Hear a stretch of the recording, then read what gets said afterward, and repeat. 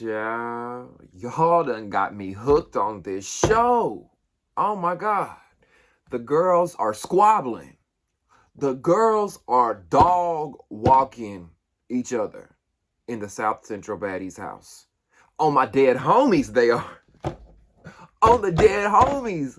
These girls, I thought they fought on baddies. These girls are mopping the floor with one another. And you better believe we're going to talk about it. You're watching the South Central Baddies Aftershow only on Damieon After Dark. I'm so glad you're here and you're joining us. We're going to have a great time tonight. Before we get started, make sure you click that subscribe button right down there below this video so you never miss a South Central Baddies Aftershow. Also, click the bell icon and turn on your post notifications. That way, you get notified right to your phone when I post a new video or go live. Next, I would love if you guys support the channel. There's two ways you can support. It's free to support if you want to simply click the thumbs up button right down there below this video. Like this video, that helps me get into the algorithm so more people like yourself can find the channel here. And if you would like to donate to the channel, I would really appreciate that. In the description box below will be ways that you can donate using PayPal, Cash App, Venmo, and Zelle.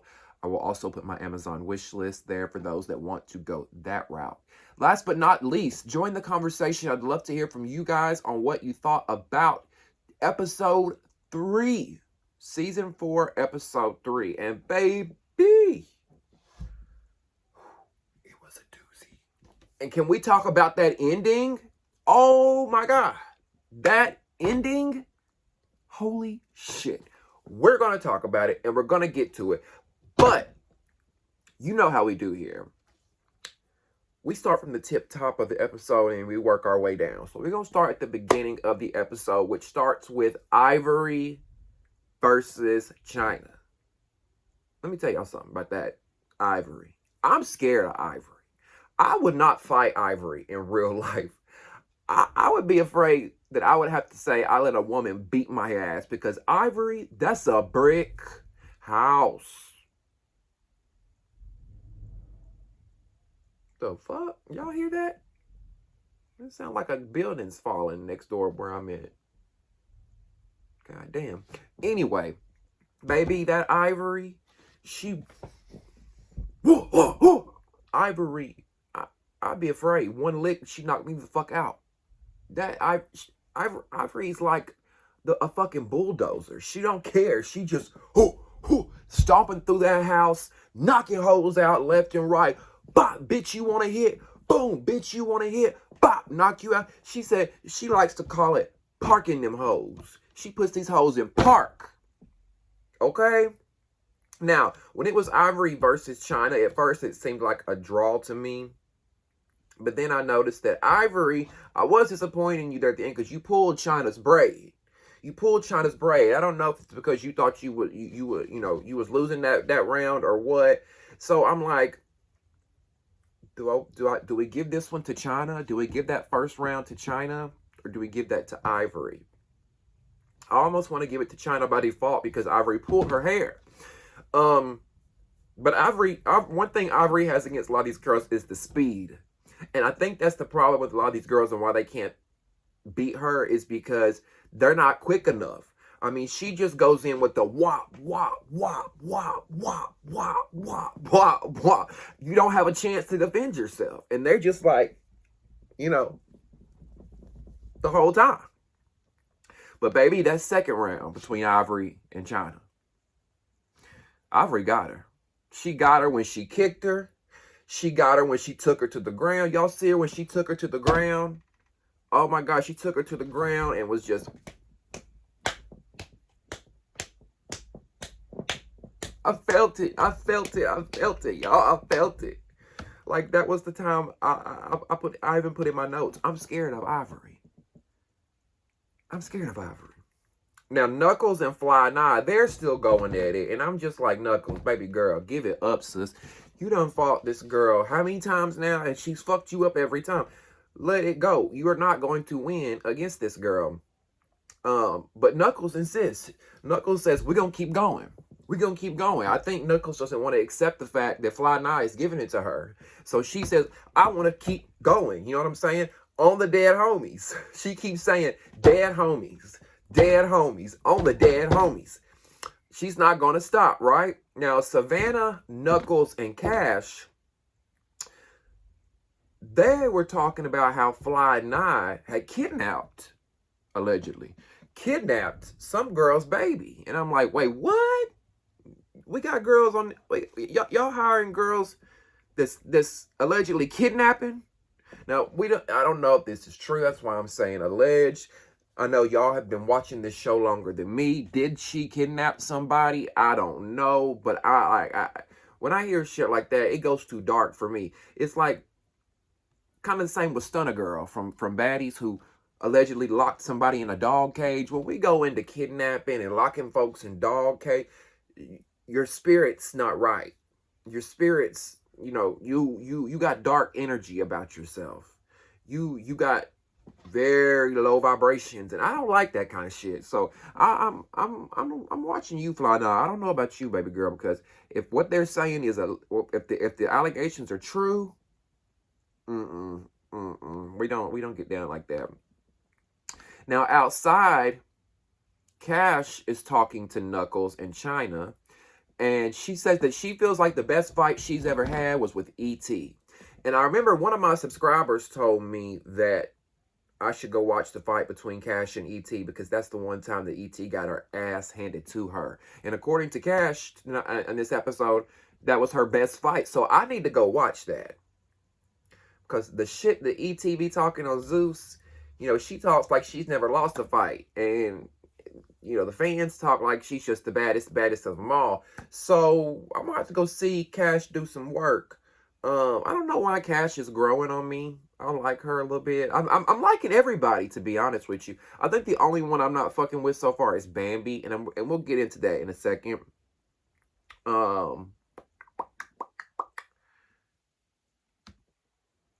Now, also outside, because some of the girls are inside and the other girls are outside, because they're clicked up at this point, right? The girls are clicked up at this point. Let me see, who is it? I made a note because, and I don't know the groups. I don't know the histories of these girls. I don't know, like, I can't tell you which team I'm on because I don't know. Like, I don't know the history of these girls and why they're fighting, what the beefs are for. I haven't been watching since the beginning. Maybe I need to go back and watch, but that's just a lot of fucking TV to watch. But you got Knuckles, Cash, China. They're outside the house, and somebody else. They got their little group, and then inside the house, you know, you got Lolly, you got Ivory, you got Fly Nye, I think Lexi, I think that's her name. You got all of them out there, right? So Cash, China,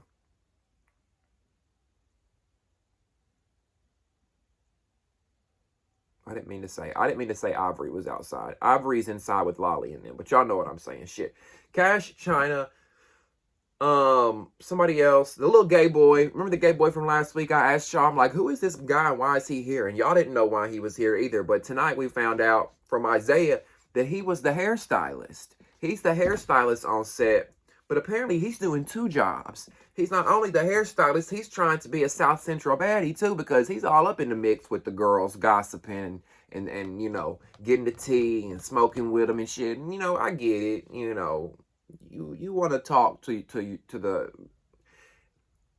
My thing is, I'm not faulting him for talking to the girls, but my thing is, you should only really be talking to them when you're doing their hair.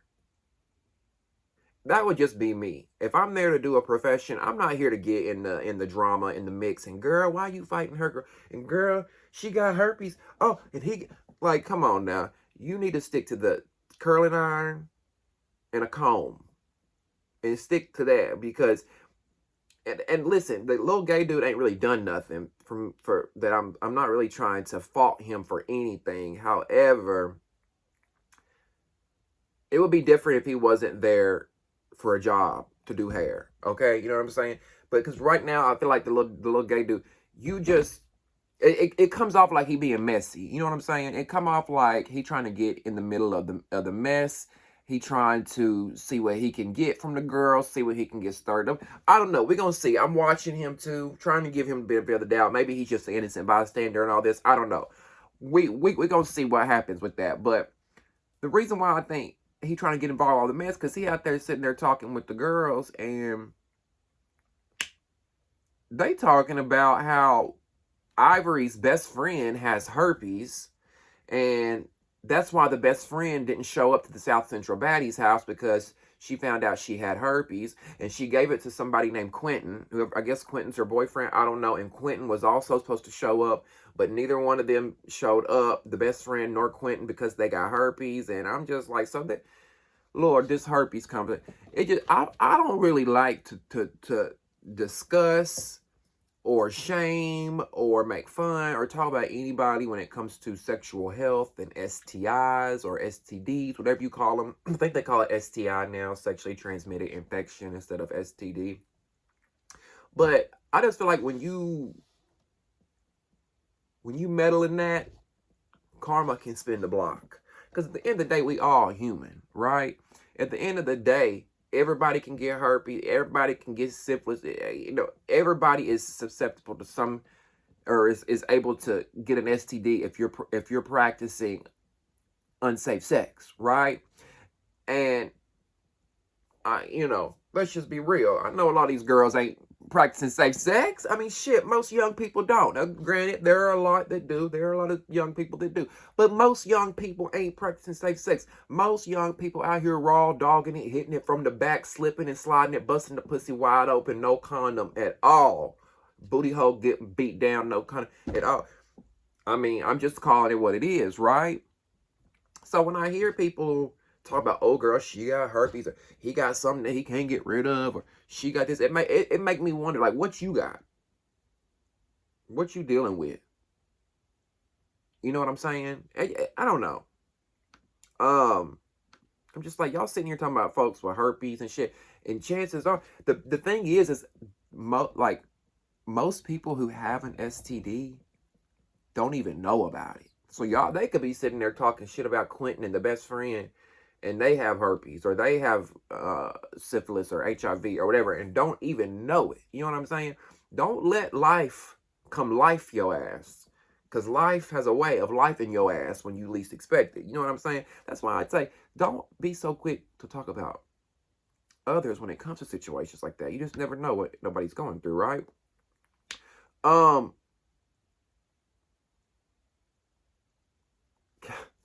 Cash, Ivory, hell, all these girls, they, and I do not mean this shady. Please, y'all, this is not shady, but they give masculinity off like big time. Like it gives straight up men to me. Just because, not to say women can't fight, not to say women can't scrap. I'm not saying that, but all these girls are giving straight up dude vibes to me. Like this seems like a house full of dudes fighting one another. It really does. Like it's giving rough, tough masculinity, hard. You know, that's just what I'm getting from it, honestly. Now, Ivory is, you know, I told y'all, and you know, if you watch, there's one group of girls outside, and you got another group of the girls inside. The group of the girls inside, you know, you got Ivory, you got Lolly, girls like that. Ivory and Lolly and a few others, they're on the balcony, and they're yelling down at Cash. And she tells Cashmere, you know, if you touch Lexi, I'ma fuck Bree up. If you touch Lexi, I'ma fuck Bree up. And I'm just wondering, like, if any of these, because, you know, y'all know I said last week I thought that Cash and other girl was in a relationship. I can't think of that little skinny mini girl's name. Real little girl. But a lot of these girls act like they in relationships, or, you know, they doing Barbie scissor kicks with each other in the bed at night. Like, I don't know. I'm just wondering, like, are any of these girls dating? And that's no shade. Y'all know, for those that don't know, I'm gay as a $2 bill, right? When I did the Baddies East live Sunday night, I had a troll come in there talking about, oh, you don't I feel bamboozled and lied to. You don't disclose your sexuality while you're doing your videos. You don't let people know that you're gay up front. I feel like I've been lied to. I'm like, bitch, in what world can you not look on this camera and tell that I'm a flaming queer? I mean, if you can't tell, I don't know what to tell you. I don't walk around with the flag saying I'm gay. That's just not me. I don't do it. If you ask me, I'm going to tell you, and I might address it every now and then, or you may know based off of what I'm saying. But I just wanted to make that clear because I don't want nobody coming on here talking about what you got against gay women, what you got against girls scissoring or whatever. I love my gays, right? Another thing that I noted is that these girls, just like on Baddies, they be chiefing. They smoke the hell out of some weed, but I'm just confused. I'm like, how y'all smoking this good California reefer? But y'all all mad as hell. Everybody mad, just wanting to fight. I'm like, is the weed not? Because if I was there smoking the hell out of weed, I wouldn't want to fight. Bitch, we in a mansion in L.A., ho. Like, what? I'm trying to go out and pop pussy and pop bottles. And dance on tabletops with no underwear on. Like, the fuck? Now, we see... Excuse me.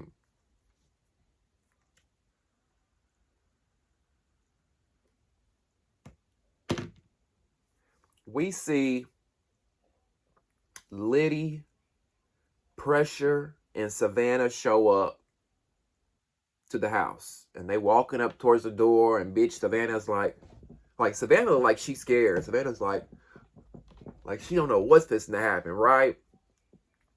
But you could tell Savannah and Liddy, they a little hesitant. They don't know which move to make, who's hiding where, which way do I go? Is this bitch finna jump out and deck me? But Pressure's ready. She fixing to apply the pressure.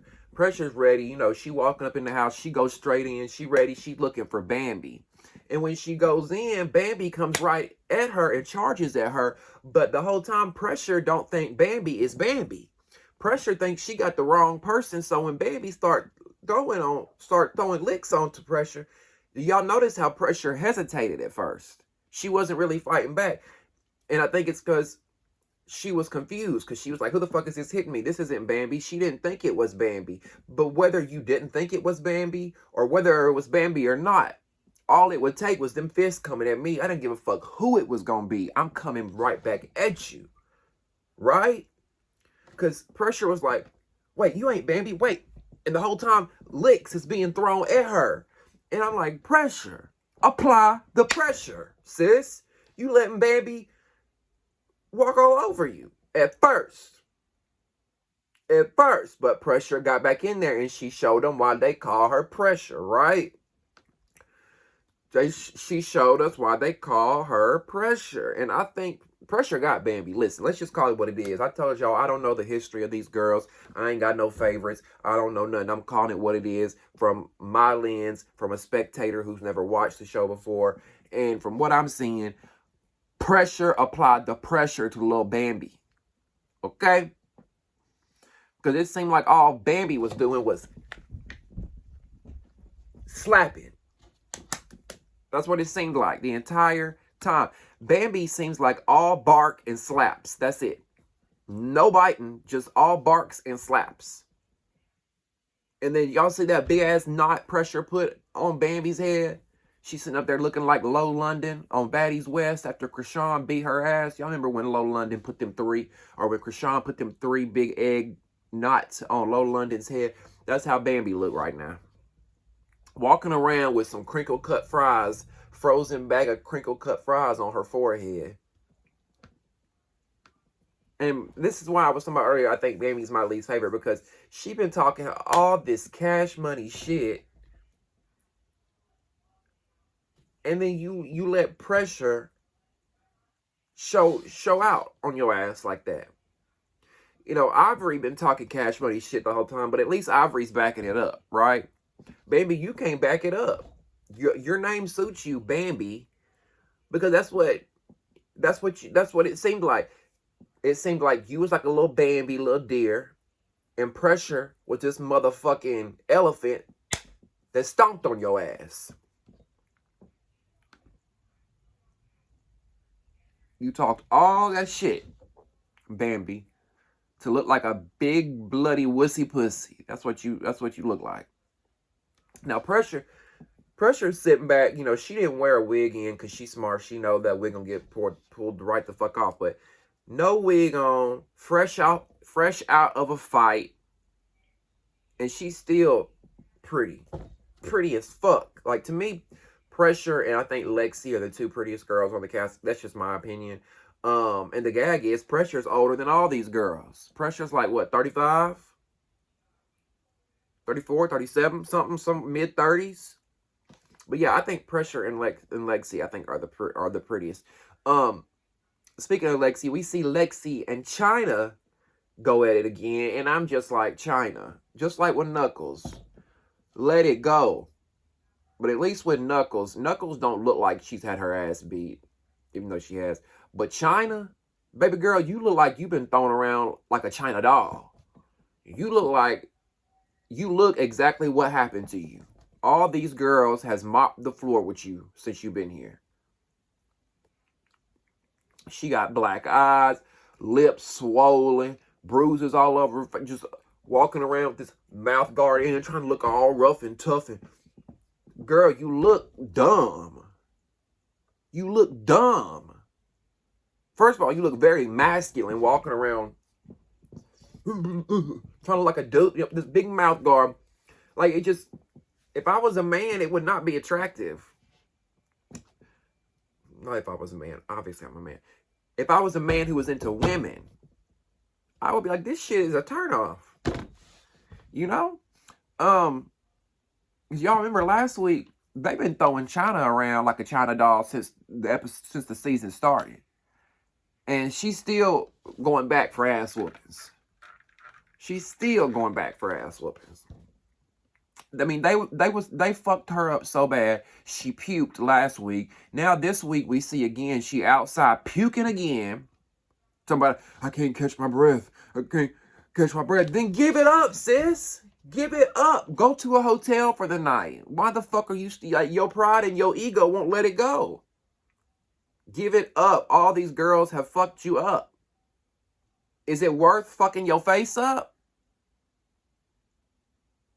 A producer tries to bring China back in, I guess to escort her to her room or to whatever, some part of the house. And she's scared. She don't want to go back in, as she should be. She making little excuses, but we know what it is. You scared. You don't want to deal with that again. The producer or whoever tells her, oh, don't worry. I won't let nobody touch you. I won't let nobody touch you. But she don't want to go back in, and as she shouldn't. So maybe she, she is giving it up. I'm being hard on her when the whole time, I guess, she is trying to give up. She don't want to fight no more after she done been beat, bruised, and bludgeoned. Now, Liddy and Savannah, they the only two that's sitting back, sitting pretty, not fighting, not doing shit. That would be me. Like, I ain't trying to fight. Nah, bitch. No. You see this? Face card never declines. I am not fucking this up, okay? Which I don't expect Savannah to really be fighting anyway. That's why I'm kind of like wondering what her role on this show is going to be. Like, is she going to be involved in a lot of fighting, or is Savannah just going to be there to read the girls down? Because, there's going to be a lot of controversy with Savannah being a transgender woman fighting biological women. Because I know some women get upset with the word cisgender. So, transgender woman fighting a biological woman, a woman, whatever. So, I don't know. Liddy says she's only there because the check cleared. And she says that they got paid this time. So I take it that, I'm assuming that they didn't get paid in the past seasons. NowThatsTv is, they're doing better than they ever have. They're known, they're popping. I think a lot of the Zeus fan base is going from Zeus to NowThatsTV because a lot of us are getting sick of what we're seeing at Zeus and what they're doing over there. So a lot of us are coming to NowThatsTV, and I think that's reflecting, obviously, the coins are coming in, and Isaiah is able to pay the cast, as he should, and that's great. These girls, shit, they being put through the ringer, literally, They ought to be getting paid something. I mean, fuck, I need some money in case I got to rack some medical bills up. You know what I'm saying? Some of the girls, Liddy and some of the girls they're talking about is Liddy and Pressure and Savannah. They're in a room that's got bunk beds in it, and they're talking about how this shit reminds them of LA County Jail. And I literally was thinking that as I was watching the show. I'm like, they're in a mansion in South Central LA, but it reminds me of like I'm watching Locked Up Abroad or 60 Days In or whatever that show's called, because these girls act like they in prison fighting. Now, Pressure, she don't want to be in that room with the bunk beds, and she's telling producers and stuff like, look, I need another room. She's telling Liddy and them, or Savannah, I can't sleep on no bunk bed. It gives me PTSD. I spent 7 years and 8 months in prison. I don't want to be on a bunk bed again. And I can understand that. I don't blame her. I mean, when you slept on a bunk bed in prison for 8 years, I wouldn't want to, like, it would bring back memories. I wouldn't want to lay on it either when I'm in this motherfucking mansion. Or whatever. I mean, I don't know if they're in a mansion, but the house looks nice. So, I wouldn't want to sleep in there either. And I'm just like, Pressure, what you do to get 7 years and 8 months in the pen, sis? You too pretty to be going to prison and fighting and shit. She's too pretty.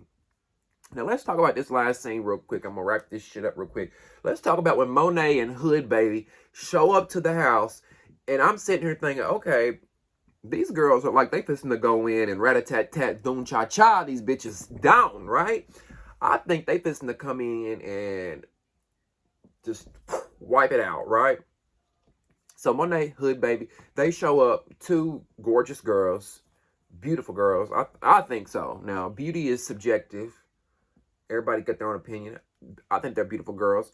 So we see Monet and Ivory take off at it first, right?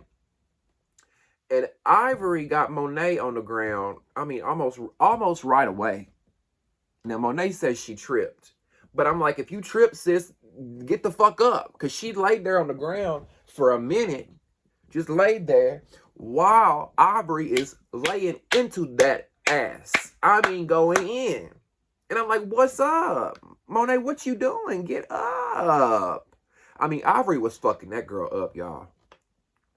Ivory was fucking that girl up. Ivory was not playing.